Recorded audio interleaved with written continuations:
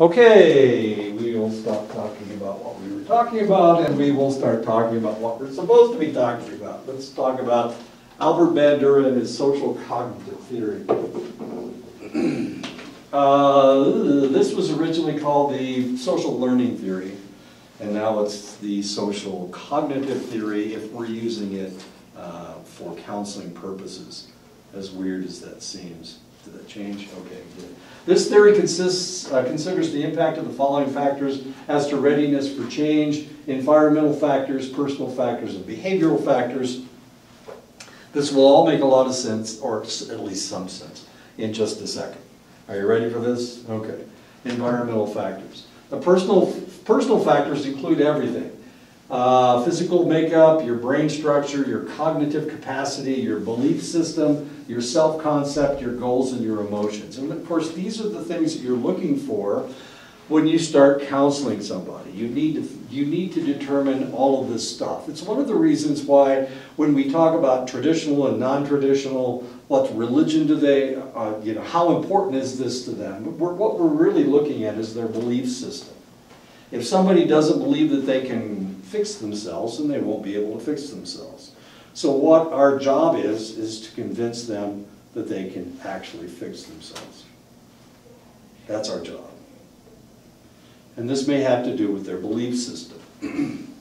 We need to understand if they have goals, hopefully they do, and what they are, and whether they can achieve them. We need to know how they feel about themselves. This is really, really important. How do you feel about yourself? A lot of people don't like themselves. Well, where in the world did that come from? That came from people telling you couldn't do something. That's where it came from. Now, hopefully this didn't start when you're like 2 or 3 years old and your mom kept telling you you're stupid, you're ugly, you're this, you're that, or whatever. Hopefully it didn't, but sometimes, unfortunately, it does. How do you counsel somebody like that? What we have to do is we have to take them back, not to when they were 2 or 3 years old, but we have to accentuate the positive and eliminate the negative. In other words, we need to show them, we need to focus on the times when they were able to do something, when they had strengths. We need to focus on their strengths. That's how you fix that. We have this idea when we're 2 and 3 years old that our moms and dads know everything, and grandmas and grandpas and all your aunts and uncles. I have talked to so many people who think they're fat because their uncle said they were. Now, what does your uncle have to do with body weight? Why are uncles so ridiculously important? Why are they ridiculously important? I mean, if your mom or your dad said it, it wouldn't have the same impact. But if your uncle says it, why would your uncle have that much of an impact on how you thought about yourself? What? That is pretty interesting. Huh. I know. So what could it possibly be? Your dad and your mom are there all the time. Your uncle is only there, probably not all the time. Well, let me use myself for an example of this situation. Please. I was raised around my uncles and aunts mostly, and my mom was hardly around. But the thing was, they're the ones that were telling me, you can't do this, you can't do this. You know what I mean? But when my mom came around, I was more defiant. Ah. You were punishing your mother. Good job. Yeah. Did you punish her properly? No. Okay. No. So she still needs more punishment? No. Okay. I know, well, I got over it, Okay. Well, that's good. So in your case, your uncle is more important than your mom was. Well, I was more close, yeah, I was more close because to my uncle. You were close. Like, I have a favorite aunt too, so like. Sure.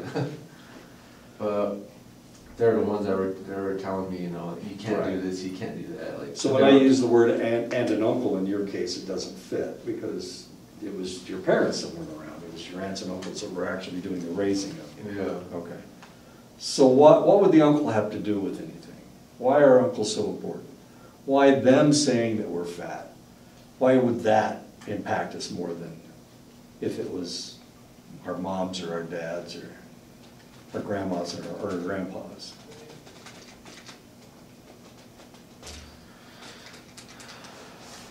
Moms and dads give you unconditional positive regard. They always love you. They will always love you. Do your aunts and uncles love you? No. Maybe, but I mean, they're not never around. You never see them. You barely remember what their names are. But they are relatives. And they represent your genetic structure to some extent. They're brothers and sisters of your mom and dad. So they represent your genetic structure. And if they have this negative feeling about yourself, even though they're not that important to you, and there is a sexual component to it as well, one that we can't get away from. It's not that you want to be seduced by your uncle or your aunt. It's that they represent an invasion of sexuality. Okay, that's a little bit different. Oh, here we are talking about sex again. Oh my God. I was about to say that, so you just What the hell's going on? It's like everywhere. It's everywhere. We can't get away from it. Of course we can't get away from it. Must be the animal Freud will. in you. Must be the Freud in you. Yeah, that's a good point. We do get away from it when we die. Then we don't have to worry about it anymore. But until then, we need to reproduce, right? That's the way it works. And so that we have this pressure that will be there. It will be a constant throughout our lives. And then even after we can't reproduce anymore, our job is to protect the offspring, our grandchildren, or all offspring, depending on how you feel. So sex is always there, unfortunately. Or fortunately. So we are creatures of, oh, he didn't wear black today. Darnell's coming in, he didn't wear black today. He always wears black. I know. I've ruined him. Oh, he just went into it. He'll be out in a minute. Personal factors deal with how you interact with others. Are you focused more inward or on yourself? Are you focused more outward on others? Now this is kind of weird because an introvert focuses more outward on others and an extrovert focuses more on themselves. This gets really, really tricky because as an introvert, you're thinking mostly of yourself. But the reality is you're also, you care what other people think. An introvert focuses on themselves. We're almost talking about narcissism here. An extrovert, I'm sorry. An extrovert focuses on themselves. They focus on themselves. I mean, who's the most important person to Donald Trump? Himself. Himself, of course. And he's an extrovert. So he keeps trying to create this image of who he is. He's projecting himself on other individuals. Does he care what those people think of him? He really doesn't. He's too narcissistic. So if you're an extrovert, you focus on inward, and if you're an introvert, you focus outward. As weird as that seems. I know. Everything's upside down. Okay. Everybody look at Darnell when he comes. No. I let. You didn't wear black today. What's going on? New sweatshirt. Good idea. Okay. Social cognitive theory research has shown that behavior affects brain structures. This is research by Mathiak and Weber, or Weber, or I'm not exactly sure if he pronounces his name German or not. Long-haul truck drivers have a different brain structure than theoretical physicists. My son has a different brain structure than I do, even though we look a lot alike. Our musculature is the same, our facial structure is the same, but his brain is completely different than mine. I have a PhD in psychology. I have 5 degrees in different areas. My son is a mathematician, and his brain is very organized, is very structural. He's the weirdest kid in the world. Well, he's a lot weirder than I am. He's a lot different than I am, but he's a very affable individual. He was a bartender. Yeah, in order to be a bartender, you have to be able to, to be affable, for people to like you. If they don't like you, they won't come to your bar. And he was a very successful bartender. Behavior also affects physical makeup, as someone who is sedentary will look different from the marathoner. In other words, one person will have a lot of body fat, the other person will have very little body fat. being sedentary, and being active. When assessing a person's readiness or ability to make changes from the point of view of the social cognitive theory, several dimensions are considered. Does the environment support or encourage changed behavior? And of course, well, let's talk about the environment here on the reservation. Does this environment support or encourage you to change your behavior? Not really. No, it doesn't, does it? It's collectivist society. They want everybody to be exactly the same. You go to classes, Wilson tells you that this is the way Navajos act, and he wants you to act the way Navajos are supposed to act. Isn't that the way it works? Okay. Avery tells you the same thing, tells you about ceremonies. If Emery was here, Emery would tell you this is the way it is. So when we were talking about death, and he was telling us that we were all wrong about death, remember? Okay. Like there's one answer. He's not sitting right there. I was like, but he wasn't exactly. Well, he'll listen to this tape. He'll know that I was picking up. Okay, so this environment doesn't really encourage change, does it? No, they want you to be the same all the time. Do you agree, Darnell? You're back in the back. Okay, nod your head. Okay. Does the person think that they have the capacity to make the change? Do you have the capacity to change if you want to change? Yeah. Yes? Yes. If you changed your traditionalism, sure, you can change. If you changed in the other direction, then that's wrong, isn't it? Navajo culture is constantly changing, always adding in stuff. Don't say that. Everyone's not sitting right there. Should we, okay, should we? Here I'm talking about us as if I'm part of this group. Should Navajos go back to the way they were before? No. Can you go back to the way you were before? No? No. So what you have to do is adapt to whatever's happening in society today. I think as a people, that's what we're best known for. That's what we're good at, adapting to our surroundings. Mm-hmm.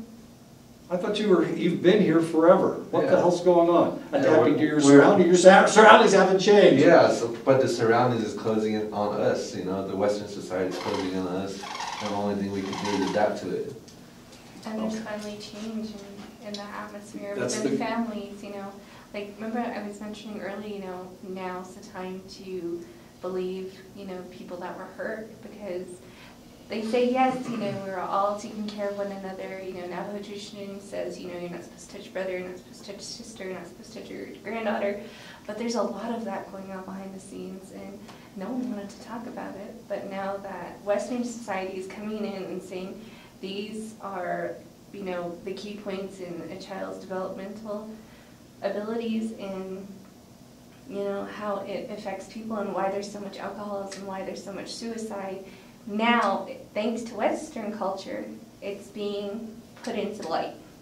We've trained, here he comes, there goes Emery. Now we can pick on him. We've been picking on you the whole time.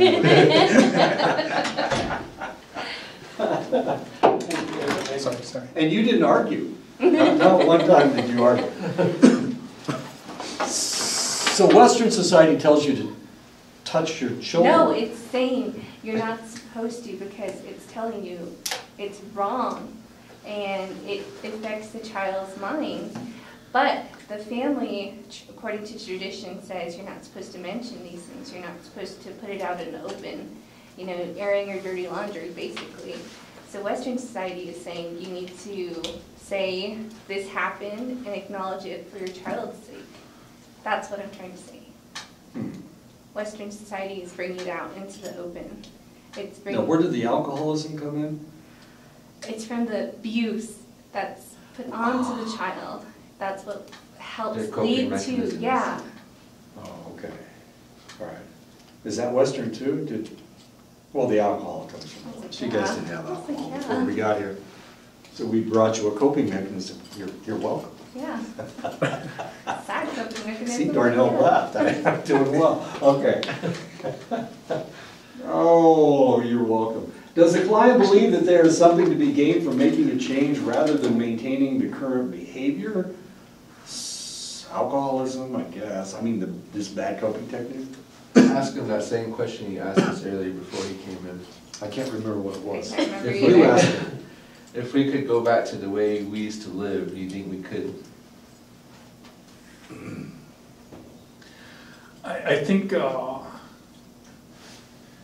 it's the mentality, really, because Navajos, our story has always been one about adaptation to the new world, That's taking in new exactly what tools, Levi said. and like all of our ceremonies, the Antway and different things, Tleche or Yeviche, they've all been adapted and learned at a certain point. And a lot of them, ceremonies come from Ma'i or the coyote making a mistake, and they had to learn how to correct it.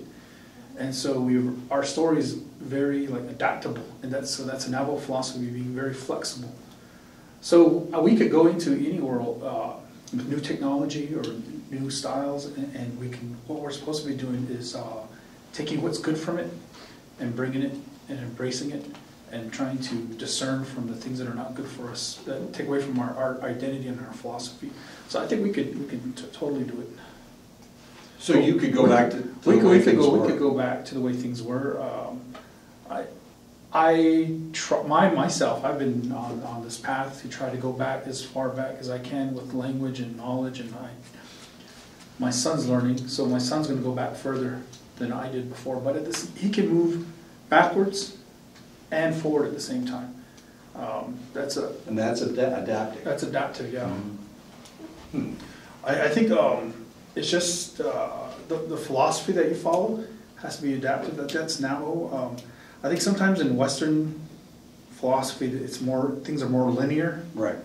and I think that's because it's easier to draw perspective from it. It's more basic and it's easier to work off of, and so it's easier that way. Right. But if you work with other societies, they're not as linear. Older cultures, they're more circular. Right. But still, I think you could totally do it. It's just as the person, do they want to? I think going back in style and time doesn't necessarily mean leaving behind all the advances we've made on Right. technology. I think it means going back to our original thinking of who we are, Dinesh, like speaking Navajo, identifying ourselves as Navajo.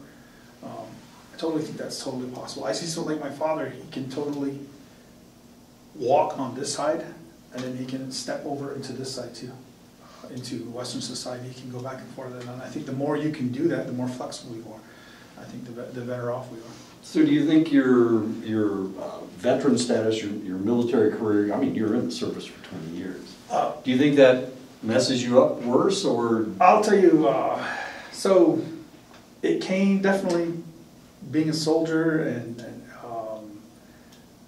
it came with a lot of baggage. It came with a lot of advantages, a lot of discipline, a lot of certain ways of looking at things and perspectives that are useful, but it also came with a lot of baggage like PTSD, being real harsh. Right.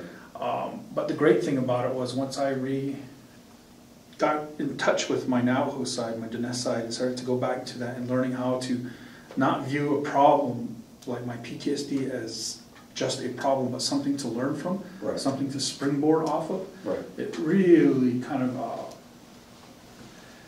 gave me a lot more tools to work with. Right. And so you look at things as something that's helping you. Like my dad has a story. I don't want to make this draw this out, but he was paralyzed right after high school. Yeah. For 6 years, Yeah. he was paralyzed and he couldn't move, and he was just in the house at my grandmother's hold on. And so people thought he had passed away. His own relatives, his own cousins and family members thought he had passed because they didn't see him anymore. And this is the time when not everybody had cell phones or phones Right. or could drive. Right. You know, you only saw people at functions. Right. And so they thought he actually passed away, and they had a ceremony for him. And I guess one day he was crying. My dad said he was crying, feeling sorry for himself. Because people were getting ready, doing things, and his father got after him. He said, I thought my dad was going to console me and say something comforting to me, but he got after me, and he told me, he said, stop, this is an Navajo, so he told him to stop crying, that the people, whatever is ailing him is actually helping him because of it.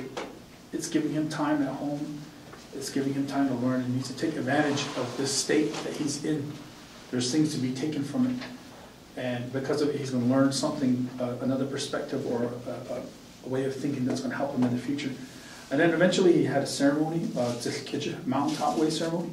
He got better, and now he credits his knowledge of Navajo culture with that time that, right during that important time of his adolescence and being a young man, all he could do was listen to his father talk and sing. And because of that, by the time he got better, he had all that knowledge.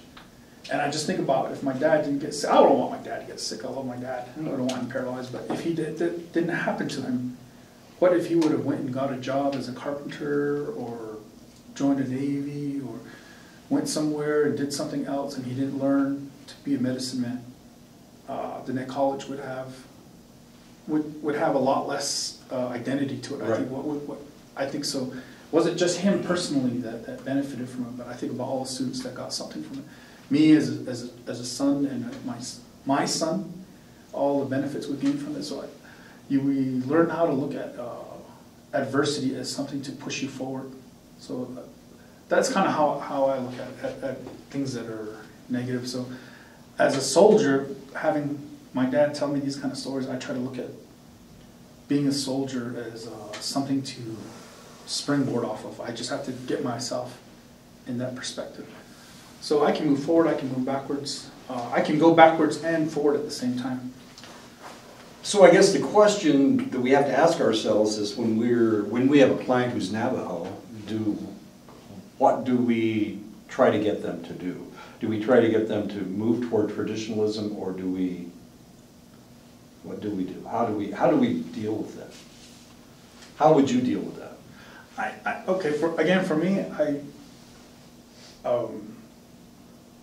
I started going to church when I was real little. And so I went to a Christian school too. I went to Rehoboth. When you say you went to church, what church did you go to? It was,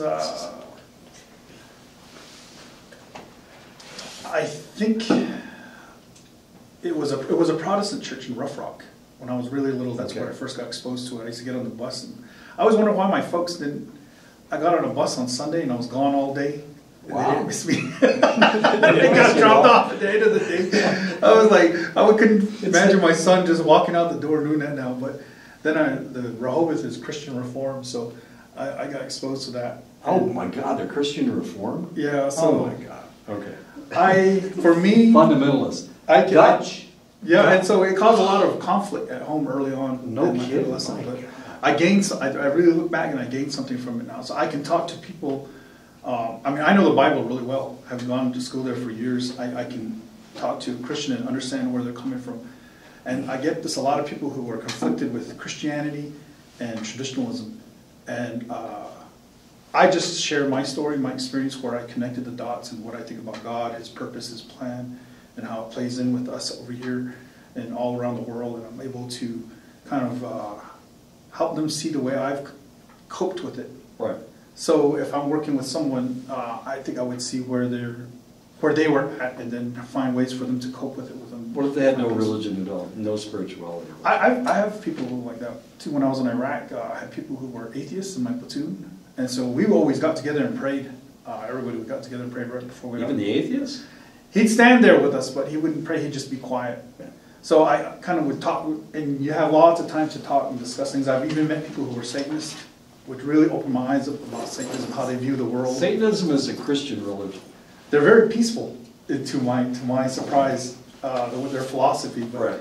So I've had this exposure to a lot of different perspectives and views, and for me, it's just about what works for them and directing them to something that's successful for them that they can build on, that they can get traction and momentum to get out of wherever they're at. Whether that's traditionalism, whether that's Christianity, whether it's Buddhism, Muslim, whatever, or even atheism. Did your atheist always walk point? No, actually, they always put me in a point. I did. If somebody's going to die, let the atheist die. You don't have to worry about where the hell he's going. Did I say no? Oh, goody. Okay. So whatever works for whatever best works for the patient. There you That's go. the direction I There would you go. push And it. that was the answer I was hoping for. The practitioner must take into account all factors that influence the client, family, group, or organization. Do they feel compelled to solve the problem? The amount of discomfort created by the problem impacts the motivation. We're talking about a group, we're talking about an individual, or we're talking about a whole family. Do they really want to solve the problem? A lot of times you're going to meet clients who are there because somebody told them they had to be there, somebody told them they should come in, but they really don't want to solve the problem because the problem, well, let's take alcoholism for example. If I'm married to an alcoholic, which I was married to an alcoholic once upon a time, if I'm married to an alcoholic, is it the fact that she's an alcoholic that is what is attracting me to her?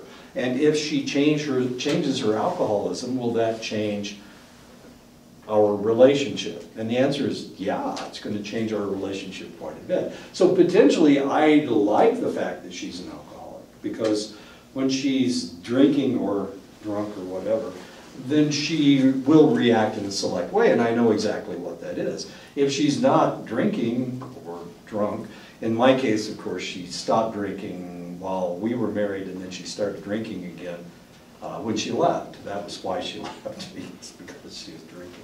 But potentially, I mean, that's the way it is, and you see this a lot with in alcoholic situations. That and the fact that they will start having hangovers.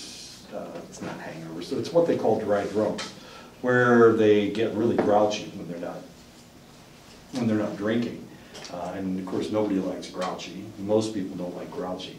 We like the happy person when they're drunk, but we don't like the grouchy person when they're not drunk. So do they really want to solve the problem? If they don't think they've got a problem, then they don't want to solve it.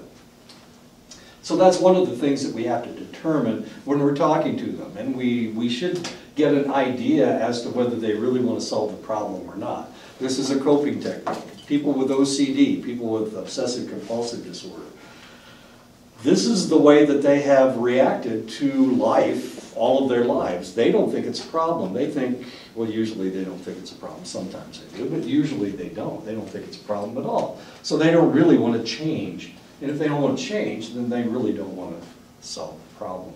The amount of discomfort created by the problem impacts the motivation. How much discomfort it's giving everybody else discomfort. If it's not giving them discomfort, they're not going to change. This is one of the reasons why alcoholics don't want to change. Wives that are living with an abusive spouse don't want to change. I was reading something this weekend.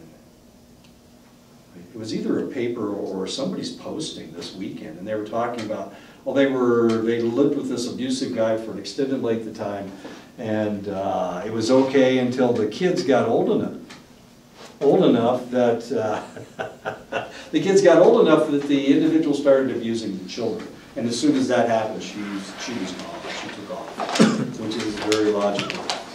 You think she's got Pringles? Do you think she's got Pringles? She didn't bring any Pringles. I left mine in the car. I was running in. So environmental factors can influence motivation, and that, of course, is what we're really talking about. The relationship with the client and the practitioner influence motivation. Positive regard can increase motivation, as can the practitioner's genuineness, their focus on the issues, and their regular feedback. This has to do with you and the way that you are reacting to the client. If you can give them positive regard, which isn't the easiest thing in the world, you can give your kids positive regard. You love your kids. They've been with you for however long they've been with you, and so you like them, you love them, but you have to do the same thing with your clients. How hard is it to love everybody? What was I watching this weekend? Oh, 60 Minutes. 60 Minutes was on. They were talking about the synagogue shooting in Pittsburgh. The way that they're healing in Pittsburgh, these are, of course, synagogue, those are Jewish people, right? The way they are healing is that they are being embraced by the entire religious community in Pittsburgh. That includes, and the people that are the closest to them are the people that potentially would hate them the most, the Muslims. So there's a Muslim mosque just down the street, and they get together and they hug each other. The Muslims and the Jewish people are hugging each other. And that's one of the ways that they're healing themselves. They're able to give each other positive regard. And that's something, I mean, religions, there's a reason why there's so many different religions. A religion will start to, because it is in conflict with another religion. And that conflict will cause war. Well, potentially one of the reasons that we've been fighting in Afghanistan and Iraq and Syria and now Saudi Arabia, evidently Trump's sending troops to Saudi Arabia. One of the reasons we've been fighting over there is because of the Muslim religion. It is part of the problem. It is, we don't understand it. We didn't understand, oh my God. We took away the government in Iraq and we left it open to sectarian violence. Well, what was the sectarian violence? It's the Sunnis and Shias. They didn't like each other. They're both Muslims, but it's like Catholics and Protestants fighting one another. And of course, we didn't recognize that because we're not real bright. You think I'm kidding, we're kind of stupid when it comes to other people's religions. But I mean, the idea is that we have to embrace everybody. And can you do that as a counselor? And that's one of the things that you have to do. Like I say, it's easy for me because I have no religion, and so I don't have that prejudice behind me. Yes, sir. I was thinking about this, and you kind of talked about it earlier a couple of weeks ago too, with to be accepting. I guess I don't know if it's accepting or fair or what it is, but with like you were talking about child molesters. Right. So I have a friend of mine, and her family was dealing with that, and I was thinking about the kid, the young boy, and I felt bad for him, you know, and of course I was upset. Sure. With the other person, and then I started to think about what's going to happen when this boy grows up. Is it going to twist? Is it going to distort? Exactly. And what happens when he's a 30-year-old man and he's having inappropriate thoughts? And is he going to understand that it's not his fault? And can he take a step back to say, hey, these aren't good thoughts, and it's I'm having them because something happened to me and I need to deal with it? Or is he just going to be reacting to how he's feeling it and not thinking it through? And so I felt real bad for him. And then I started to think about other people who are adults now who never got help. Right. Or no one ever knew that they got molested when they were young, you know, and and then the cycle continues. Exactly. And I started to feel bad a little bit for the other person too. Sure. And because I just thought of him as a young man, and right. something happened to him, you know, and no one was there for him. Now right. he's getting all this condemnation, and you know, and he deserves that too. But then, how do you? My thought went to how do you stop it? You know, how do you treat people like this? And it's tough. That's the answer. You treat people. Yeah. That's the answer. You don't hide it. You treat them. And that's, if you can talk to them, if you can talk to that kid today. And we can talk about what happened to him, and he can view it in a logical manner, then potentially he won't become a child molester. If we can talk to him today, but if we hide it because we're embarrassed by it, then we're not going to be able to fix anything, and it's just the cycle is going to continue, and that's how we truncate it. Yeah. But that's an excellent point about how you feel. I know, we all hate child molesters. Of course we do. We don't want it to have happened. But in order for us to help him, the child molester, we have to talk to him. We have to hear his story. And if he can tell his story, then maybe we'll understand. And maybe we can actually keep him from doing it again. But we have to respect it, and we have to give him a positive regard, not love. You don't have to hug the guy every time he comes in, but we need to respect him, and that's the only way we're going to be able to fix it. And if you can't, then you can't. It's not going to work.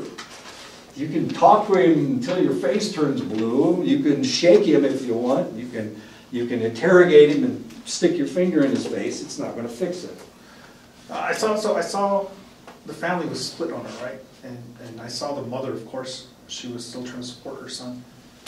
And I understood that, being a parent. Sure. Loving your child unconditionally. Right.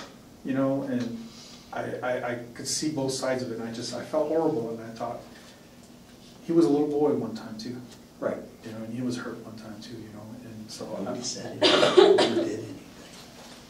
So, yeah, so We hid it. it helped me to, I guess, have a fair view of it, Right. you know, and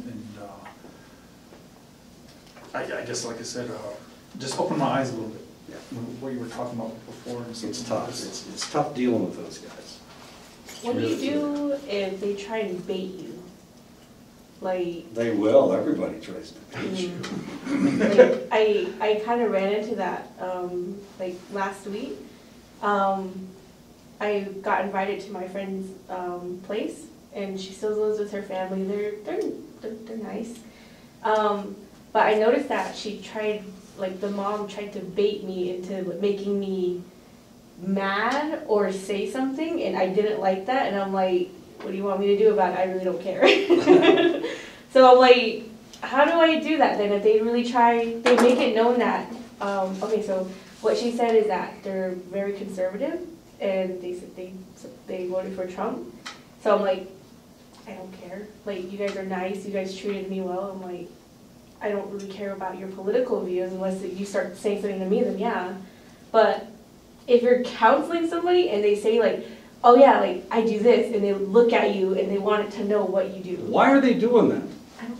I don't know. I was trying to like figure out what they're talking about, and then here my friend noticed, and then she goes, oh yeah, like we're this, but she didn't say it. Her mom was the one who said it, and she looked at me to see what I would do. Why would somebody do that? Why would somebody who one of your clients, why in the world would they bait you? Why would they try to make you mad? To see if they get the same reaction they got from everybody else. Yeah. It also takes them away from their problem. Mm. Yeah, It could be- Whataboutism? It could be I high think they something. called it. Yeah. Whataboutism. exactly. It's an avoidance It's strategy. avoidance, exactly. They don't want to talk about their problems. They'd rather get in an argument with you over something unimportant. That's why they're baiting you. Okay, Okay. that's irritating. It is irritating, but the only way that you can keep them from controlling the situation is not to react to them. I know. Basically just like blow past it, like, okay, Yeah, don't even worry about it. okay. You can change the subject, but they're going to keep coming back to it. Yeah. So you've lost that whole session. If they're going to bait you this time, then nothing's going to happen until next time. So But you it's- have to make sure that you don't react to it. Don't get mad, don't get angry. Did you read what I said about you told me about when you were counseling somebody? Oh yeah, he said there's no such thing as empathy. Yeah, Wait, there's, I read that right before class, and I'm like, really? Okay. right, yeah. You can't react. The less emotionally that you react, the less likely they're going to be able to find a way to keep you from getting to their problems. Okay. Okay, yeah, exactly. Okay. Yeah, that's what I was talking about, with the empathy tears. I don't have tears, I've lost my ability to cry, so it's easy for me to say that, but it's not easy for other people to do it.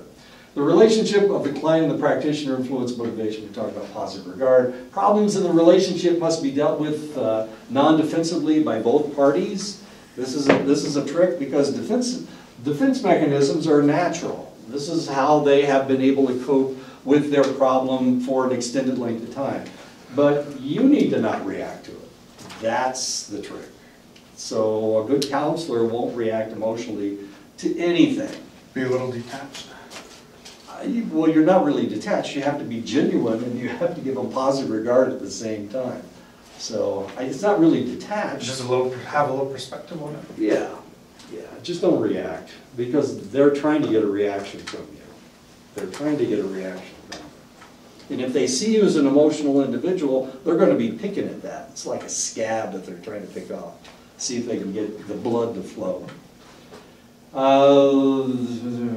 Especially the practitioner. It is important for the practitioner to regularly ask for feedback from the client to ensure that the progress he or she perceives is actual and not illusional. We are as illusional as anybody else. We want them to be fixed. So sometimes we will read things into situations that aren't actually there. Yes, we are delusional just like everybody else is. You need to really help them, and if you're not really helping them, then you need to realize that, okay? So you need to talk to them about whether they're actually feeling better or not. You can say that people seem to be getting better, but you know, if they're really not getting better, they're not getting better. And you need to keep at it, to keep working on that aspect of it. Discounting is a cognitive distortion that allows clients to deny or minimize existence of problems. Discounting, and they'll tell you they don't have a problem, everything's fine, nothing's going wrong. Well, how are you doing since your wife kicked you into the garage? Oh, there's not a problem, everything's fine. Well, are you talking to your wife? Sure, we talk all the time. She asked me if I wanted coffee, and I said yes. That's talking, isn't it? Is that talking? Yes or no? Okay. 4 levels of discounting: thinking there is no problem at all, thinking the problem is not significant but present, thinking the problem does not have a solution, and the last one, it still blocks your motivation, of course. Thinking that others have changed the problem but that she or he cannot do so. So these are the 4 levels of discounting. I will give you examples of them if my clicker starts working again. There we go. An individual who thinks that 50 pounds overweight is not a problem. A family that believes disciplining children by hitting them with a belt isn't a problem. A task group that thinks that the fact that they haven't started working on an assignment that is due in a few days is not a problem. This attacked right now. A business that thinks the fact that their product isn't completely safe is not a problem. Okay. Thinking the problem is not significant. The guy that is 50 pounds overweight accepts it as a problem, but not a serious problem. This is, I'm trying to think, Pablo Sandoval. He played for Boston for a while. And when he played for Boston, he just ballooned like, I mean, you can see how big he is. I mean, he's just huge. He's a third baseman, just fat. He's Mr. Fat Guy. He played for Boston for like 3 years, and then they released him, and he came back to the Giants. He played for the Giants initially, and he lost weight when he got back to the Giants, as weird as that is. What do you think his problem was? Pablo Sandoval from Venezuela, baseball player.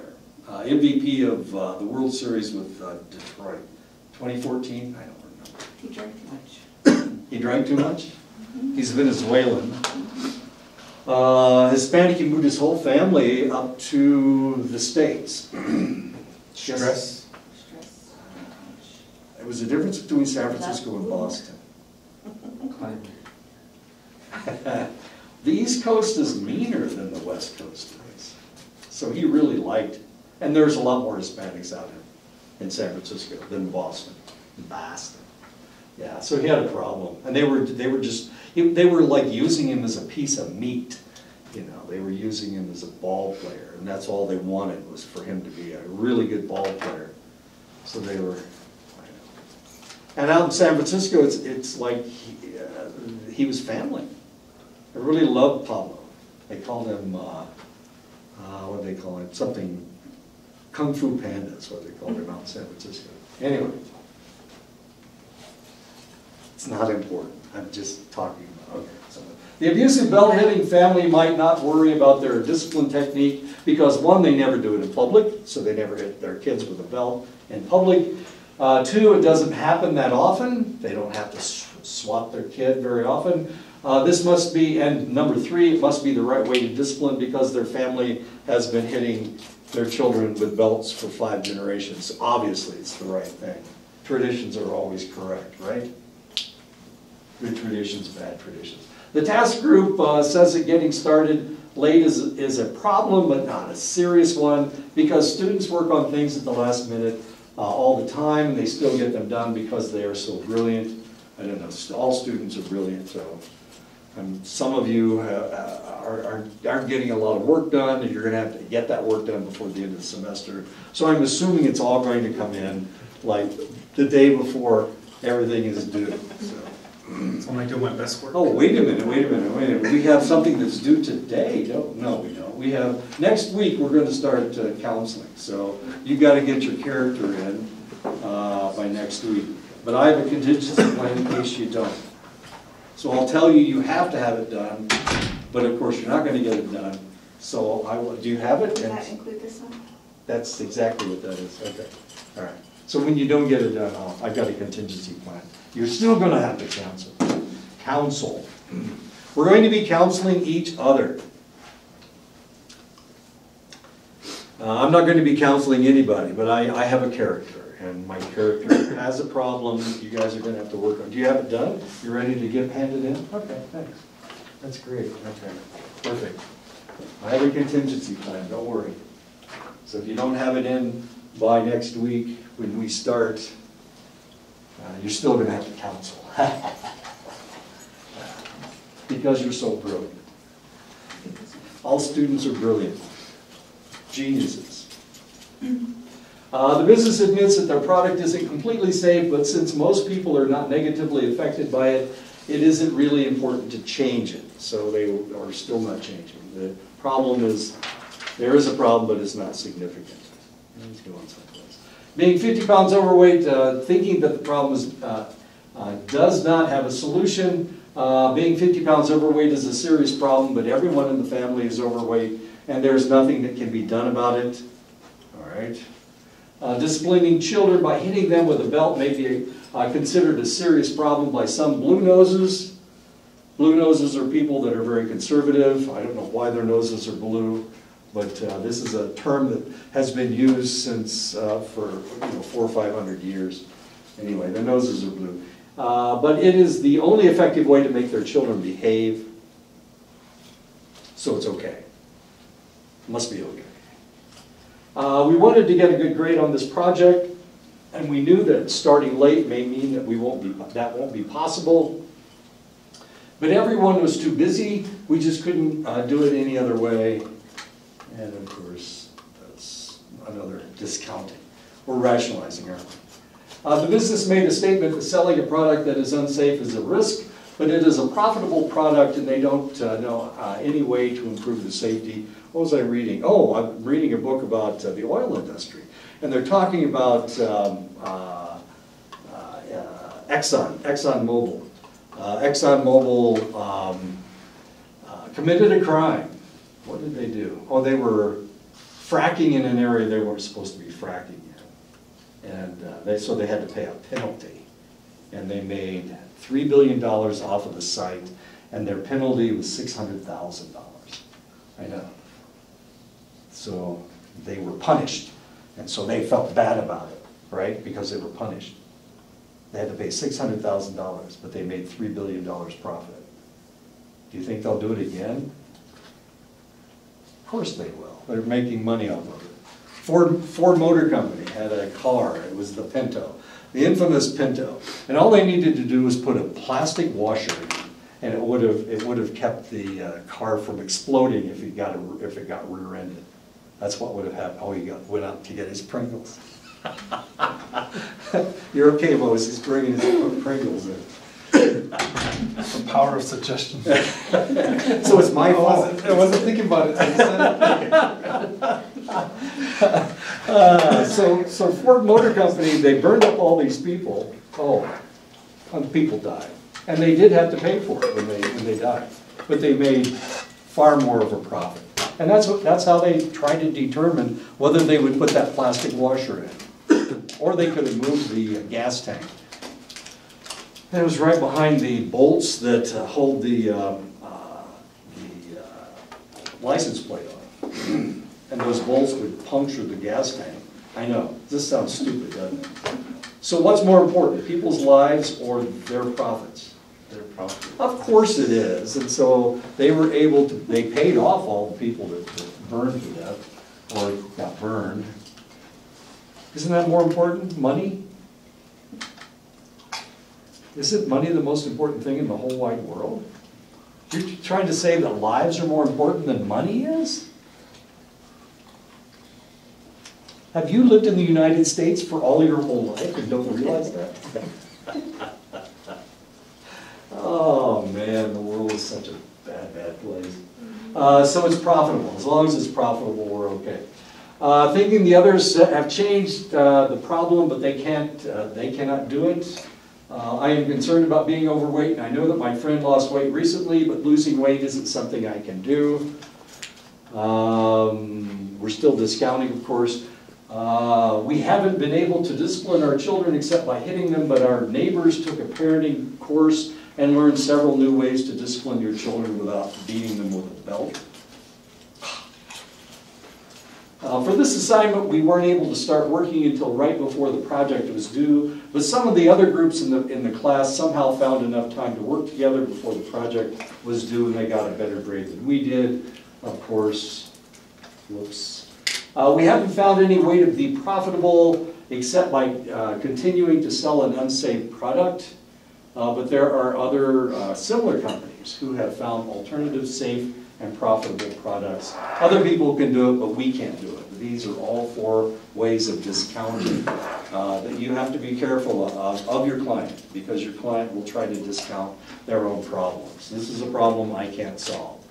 I can't stop drinking. I can't stop taking drugs. I've got a pain problem, therefore I can't stop taking my oxycodone. And it's gotten to the point where I have to buy it off the street. And now I'm taking 3 times as much as the doctor thinks I am. The practitioner's job is to get the client to accept that the problem exists. This is the hardest thing to do. This really is a problem, and this really needs to be fixed. You need to stop hitting that kid with a belt. You need to stop drinking. You need to find a way of dealing with your problems rather than running away every time something happens. This is a problem, and we need to fix it. The problem is serious enough that we need to fix it. The problem is solvable by the client. The reality is I can't fix anything. I may be the most brilliant psychologist, counselor in the world, but I can't fix anybody. All I can do is get you to fix your own problem. That's my job. Yes, sir. Is it more difficult if that problem that the person has is more prevalent or accepted in the community, like with alcoholism? Oh yeah. Or drug use, or Oh yeah. Yeah. or even within the family? Oh sure. Lifestyle. If that's their lifestyle and everybody, all their friends, that's when it gets really tough. When everybody that these are people that they've gone to school with all their lives, and now they're drunks. And now getting that individual to stop drinking you almost have to pull them out of the community and put them someplace else. They have to change the lifestyle. They can't live in that community anymore without being an alcoholic. Because their friends tell them that they're no fun anymore because they're not drinking. You were a lot more fun when you were drunk. That's what happens all the time. Yeah, that's a problem. Yeah. In the military, every 2 years or every 3 years, I mean, you got people coming in and going and leaving all the time. I mean, out of your group. So you haven't known anybody for 3 or 4 years. It's the way it works. That's why the military is so much fun, because you can change every 2 years.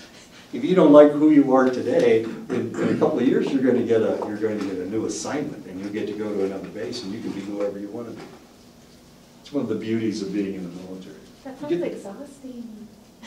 Well, it is. I mean, if you're the kind of person that needs to be in the same place all the time, so that without change, then the military is not for you. I mean, because you're constantly changing, and every time you go to a new base, all the procedures, everything is different.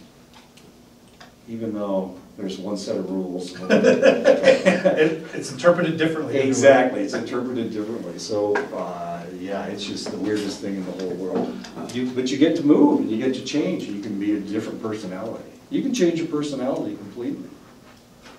If you're a drunk on this base, you can be a sober on the next base and not have to worry about it. And nobody will know that who you were. That's the great thing. You can change who you were. How many times did I move? 4 or 5 times? Most people are uncomfortable with change, so getting past discounting may take time, and that's the biggest problem, is change. Change is uncomfortable for everybody, for lots of people. That's why you were complaining about being in the military. You change every time you get a new boss, which happens, it can happen 2 or 3 times while you're at a select base. Every time you get a new boss, now you got change, and there, back in the 70s and 80s, there was a management check technique where when a new boss came in, he changed everything because that was the management technique. He wanted to show you who was the boss. So change, he would change everything. It was unnerving because sometimes he changed good things for bad things, into bad things. It happened all the time. These are officers. They don't have a clue what's going on anyway. So usually you're trying to make things work by not doing what they told you to do. Sounds like the president. Until they found out, and then you got in trouble. Strengths, capacity, and resources have a significant effect on people's motivation. Clients who have many personal strengths, good social support, and adequate resources tend to be motivated, and these are not the ones that are hard to fix. Sometimes counselors will move to a place where almost everybody has enough money to pay you. They have all these strengths. They have all of these. They have college educations. So where are all of the counselors in Arizona? Any guesses as to where they live and who they're working with in Arizona? Scottsdale. Sorry? Scottsdale, Paradise Valley. Oh, yeah, that's it. Oh, sure. There's some in Tucson, not very many. Most of them live in Phoenix, as strange as that is. So how many people need counselors in Phoenix? Well, there are a lot of people, but most of them are fairly well-to-do. They don't have a problem. So why aren't they moving up to the reservation where we need counselors on the reservation? That's why you guys are in this class, is to become counselors. So why don't they move up here? There's no financial incentive. There's no money. How's it There's so? all these problems people have. It's not worth it for them to Of live course, there. they have to start working. They don't want to do that. It's so much easier dealing with a wealthy population, and that's what they're dealing with. That's what they're dealing with down in Phoenix. How about the Hispanic community? Do they have a lot of counselors in the Hispanic community? In Arizona? New Mexico? Strangely enough, there's not a lot of counselors in Albuquerque. It shows. Yeah, I was about to say that. I can tell. There's a lot of counselors in Santa Fe and Taos, weirdly enough, Where all the rich people. for all the rich people. So if you can afford it, then it's probably going to show up more. It isn't just the affording. They're also, they have a lot more resources. So they have all these strengths. They have social support amongst each other. And of course, they have adequate resources. Anyway, okay. So resilience is an important strength that people have. This is one of the real positive things that I have found on Indian reservations. This is not my first powwow. I've been on other Indian reservations. And I can tell you that to a reservation, resilience is one of the reasons that you guys are still here. That you've been able to fend off Western society from changing you completely. Resilience. So this is one of the strengths that you definitely have. And this is one of the things that you can utilize when you start counseling. If your clients are native, then they will have resilience. One of the problems they may have is rejecting their Indianness, their nativeness. They may reject that. They may not accept that. And that is a problem. Trying to live in two different worlds is the hardest thing in the whole wide world. it's really tough. So they need to embrace who they are. No matter who they are. Now this is hard to get people to do. People will change their ancestry. I had an aunt that would talk about, she'd talk about the royal people that were in our family, on her side of the family. We have royalty. We're from France and southern Belgium, and we have royalty in the family. And that's what she would brag about all the time, constantly. But she didn't talk about, you know, the crazy Uncle Charlie or whatever. I thought you were talking about Cherokee princesses. Oh, great. So she wanted to identify herself by all the positive things in her family, but none of the negative things in the family. But I mean, you have to embrace that part of the family as well. I had an uncle that looked like the Neanderthal man, who tarred roofs for a living. That's what he did. But he was brilliant. Well, this is how smart the guy was. He wouldn't take his paycheck home because he didn't want his wife to spend his money. As stupid as that sounds. So what did he do with those checks? He left them in the safe. Now, checks aren't any good after 120 days. Yeah. So he had like 3 or 4 years worth of checks, or he would have. Except the secretary knew what he was doing, so she would cash his checks. And she was living off his... Oh, I know. no. That's how dumb my uncle is. We are like the biggest idiots when it comes to money. We're like... have an IQ of 3 or something. Dumbest people in the world. A level of stress and demands reduces or enhances motivation. Clients who have faced extensive stress recently have high stress currently, have depleted their resources, and may have difficulty dealing with new stress, of course. So it all depends on how much resilience do you have, well, how much stress have you been under lately. And of course, a lot of people, they can handle this kind of stuff. Other individuals, one thing happens and they just fold up like a house of cards because they haven't been trained to do this. And your job, of course, is to accentuate the positive, to bring out their strengths, their resilience, and to try to dissipate some of this stress that they are reacting to. In the old days, they used to call it having a nervous breakdown when you overreacted to stress. And some people could handle all kinds of stress and other people couldn't. We had a certain group of individuals in the United States that were making lots and lots of money, and they were able to handle it without any problem, all this money. And then they had the stock market crash in 1929. A lot of these individuals committed suicide. They couldn't handle it. Despite the fact they had all these assets, they still killed themselves, committed suicide. Lots of people committed suicide during the stock market crash. It's Sounds stupid. like Marilyn Monroe and Elvis Presley.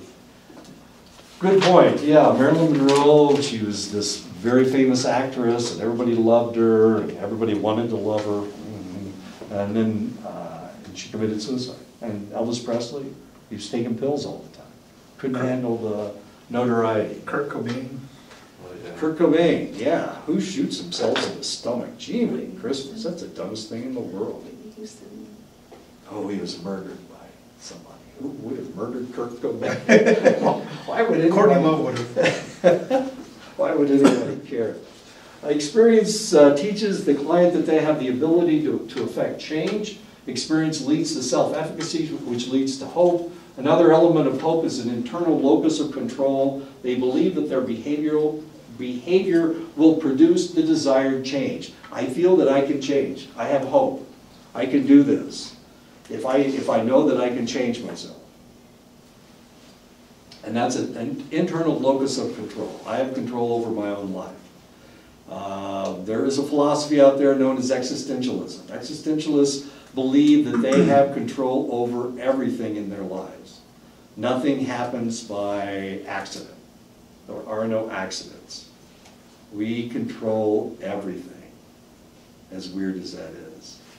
So you're never the victim, because you have control over everything that happens to you in your life. If you're in an airplane crash and are killed, well, whose fault is that airplane crash? Was it the pilot who went to sleep while he was flying the plane? No, it's your fault for getting on the damn plane. Yes, sir. That what you're talking about? I think for me, just me looking at it, I think that's one of the biggest problems for veterans, because you're taught existentialism in the military. Everything is your fault, your responsibility, all the way from private all the way up. It doesn't matter what else is going on. You should have known. Exactly. And you should have, already foreseen it and already prepared for it. You bet. And then you go into combat, and the same thing, now it's even multiplied because you have other people's lives you're responsible for. Then you come back, and nothing is in your control anymore. And everybody's a victim. Oh my God. And You wouldn't just slap those people stupid, don't you? So then I think a lot of people get that way. They feel like they go from total control of the situation to absolutely no control over anything. And I think it freaks them out. I think it shocks them. Puts them in shock, I think. I don't know. A lot of military veterans remain existentialists. Oh, I think I see a lot of people grasping to it. Mm-hmm. I see a lot. I see it at the VA when I go sometimes, and they're unable to adapt. But because they hang on to that, they don't blend well with their families anymore. No, they kind of have to pull back because everybody else wants to be. Well, you don't want to give anybody control. You want to be in control of everything, and so it's really hard to be around other individuals. That's a good point. Someone told me to watch that movie, The Great Santini. Oh, okay. And I kind of it was like, boom, made it real clear for me. And I see a lot of people, and then after that I was able to identify with a lot of veterans. I know where he's at mentally. Right. And I see why he's struggling to reintegrate with people. You So have, stuck. the higher your rank, the more control you have over things.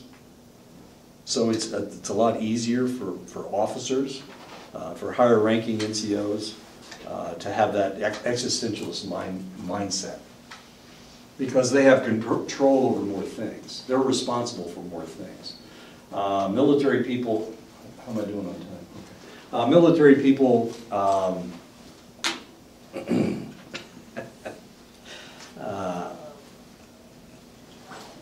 I forget, I've lost my train of thought. I must be getting old. It must be Alzheimer's disease. Couldn't say that. Oh, no, I lost my, I say I've got Alzheimer's disease and my computer goes up. I think I'm dead. My battery's dead. Okay, all right, fine. Yeah, existentialism. The lower ranking individuals don't have the same control over things. They have a different anxiety. They do. Not knowing what's going on. Exactly, and somebody else is in control of their lives. So yeah, that's a lot different. Internal locus of control. Yeah, internal locus of control. There are some people with an external locus of control. These individuals feel that somebody else is controlling their lives. And if that's the situation, if you've lived in a family where your family controlled you to a major extent, where you decided to go to college because your dad told you to, he told you what to become a doctor, so that you're studying medicine. If your locus of control is external, without any input from you, then those individuals have a different problem. So one of the things that we need to teach our clients is we need to give them hope by trying to develop an internal locus of control. Now the problem is when you live in a collectivist society like what is happening on the reservation, or at least that's the more traditional idea, is that everybody is the same. Of course, nobody's the same in this class. Normally we have everybody wearing black, and I only have 3 people today, so four, I'm not counting. That's black. Okay. But even Darnell wore maroon today, so I'm very proud. Of course, you wore a black hat. Everybody wear, do not wear black on Wednesday. Yeah, right, that's gonna happen.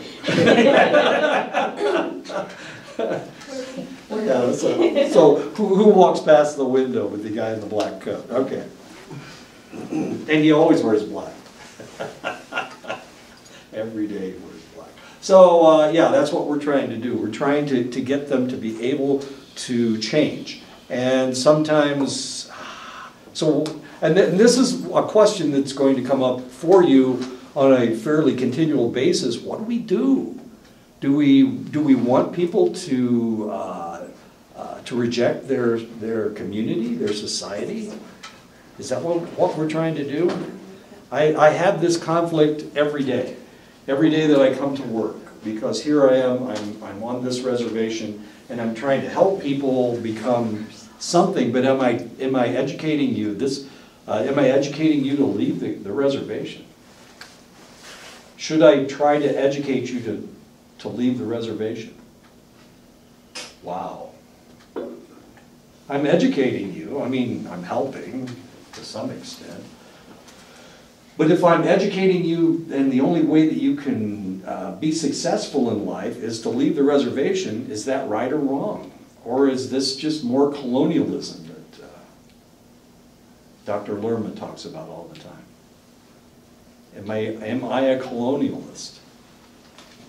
I'm certainly Western, but am I trying to move you off the reservation? Do you want to move off the reservation? I think you just sparked the idea in some people to look elsewhere rather than just here. If you can't find a job here, where are you going to go? Yeah. Someplace else. Yep. Any place else. Not here. That's what I had to talk with Dr. Lerma last week too on Thursday, because he had lectured for Avery's class. So I was talking to him about like the whole thing about brain drain. Ah, did he talk about brain drain, or was that? I brought it up to him, and he told me like there's this, I guess there's something that they have in the works out in Tuba City or something. And I was like, oh, okay, I don't know. We had a meeting on Friday, and they were talking about brain drain. I was kind of curious. And I was just wondering if it ever comes up with anybody else. What do you guys think about leaving the res? I mean, it doesn't make any sense to become a healer and then leave the reservation. That doesn't make any sense. I think it affects every facet of our society, even like from a traditional perspective. I know a lot of people who have to leave for work. Right. And so they're not at home to learn or pass on, you know. So it's really difficult to counter that. And you have to have people that are willing to embrace it, I think, the life on the reservation. Well, not only that, but you have to move someplace. I mean, you can't live in Saley and work in Albuquerque, can you? Or if you're from this side of the reservation, have to work in Flagstaff. You can still live on the reservation, but you have to move all the way over there. I think that was why then in college got started too, was to have something to keep us here at home. That was one of the reasons. Like, even in your educational endeavors, like once I finish my bachelor's program, if I'm going to do my master's, then I have the closest places, Albuquerque or Flagstaff, right. You know, and so Right. I already thinking about that, where I want to. Right. Years down the road, I'm going to have to face that if I want to continue with my education. Right. And in order to be close to the reservation, is Albuquerque that close to the reservation? It's about 3.5 hours from here. Yeah, it's about 3.5 hours. So you're asking whether or not if we want to stay on the reservation or leave? Right.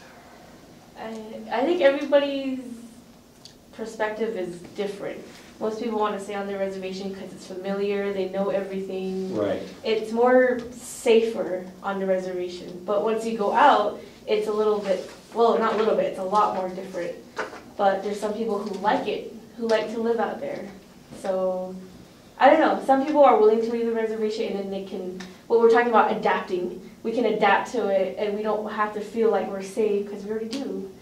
So it's a matter if we want to adapt to a new environment or if we want to stay in this environment and, I don't know, I want to say adapt or probably evolve and make the community better. So. Okay, well, we're talking about moving and adapting.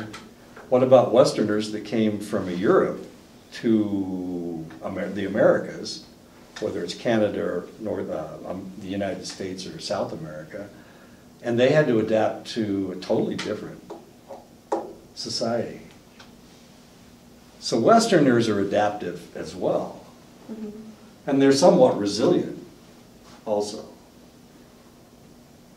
But we just, I mean, you can say that with them, sure. I'm like, sure. Well, I mean, we're talking about Western society as if Western society is this amorphous concept. But the reality is people come from England, they come from France, they come from Germany, and they all had different ideas because they were living in different societies. Not only that, but they were speaking different languages. And then they came over here, and all of a sudden, if they were French or they were German, they had to learn English. Okay. They had to adapt to a new society. I think that's all human beings. Yeah, well, that's the point, isn't it? Yeah, because even I always have that story of migrating from the first to the second to the Sure. third, fourth world. And they had to adapt to their new environments. Right. But not all natives have the same type of creation stories. The Choctaw, for example, there's a mound at, what is the name of that place? I've been there. They have a mound, and theoretically, the Choctaw came out of that mound as mud people. And they still live where they were created. So they don't have that continual migration story. Of course, the Choctaw, that's an old tribe, and they've been in the same spot for a really, really long time. Or pre-Columbian, at least. Anyway, not that that's a word. Okay. I made a conscious decision not to bring my power cable. So, and my battery ran out at about 10 minutes to go. So that's my error. So these are all problem solving, right? Right. You're looking at it, and that's what you're trying to give your client, is to be self-aware of their own problems, their own situation, and then to get them to problem solve for themselves. Right. Right. They know they have a problem because that's the reason they came in. But their problem, they're only focusing on whatever that problem is. So what we need to do is we have to convince them that they can solve their problems. That this is a problem, that you can't discount it, and that they have to deal with it. That's our job. And we can do it. Because, we're smart. And we're genuine. And we love our clients. If we could hug them all, we would, but we're not supposed to touch anybody. We don't do that anymore. We used to, but we don't hug them anymore. Okay, I'll see you guys next time. Oh, next week we're going to start counseling. So if you have your client, if you have it, if you turn it in, if you don't turn it in before next week, I've got a contingency plan. You're still going to have to figure out who your client is and what their problem is. That's the one thing that you have to do. You don't have to if you don't fill out the form, we'll take care of that next week. But at least know what your client's problem is. Yes, sir. Do you want it printed and turned in, or email me is fine? Either one will work, because I have to do both. I have to print them out, and I have to have a digital copy of it. Okay. I have a plan. Is that one right? That's fine. I'll take care of it. Oh. All right. The reality is that when somebody comes in and they fill out a history, sometimes they fill it out really badly. They just put their name on it. They don't even tell you what they're talking about. Oh, here comes the boss.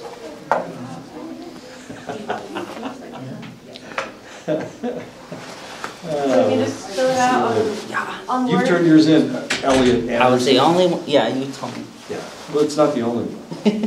There's, Colty's turned hers in as well. Is that in the paper or the? The paper, you've turned your paper in. You don't have to worry about I it. turned my paper in, but I just don't know if I'm feeling this. There is no right or wrong. No right or wrong? There is no right or I'm wrong. hoping I don't. So whatever you fill out on there is what you're gonna have to be showing when you're in that.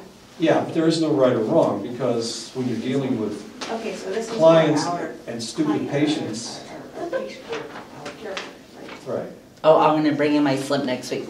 that's fine. Okay. All right. For the trip. Oh, yeah, okay. Oh, so you're going on the trip? Yeah. I talked you into it. I'm not. Go to Florida for a week. Harry Potter Land, they've got Harry Potter Land at university.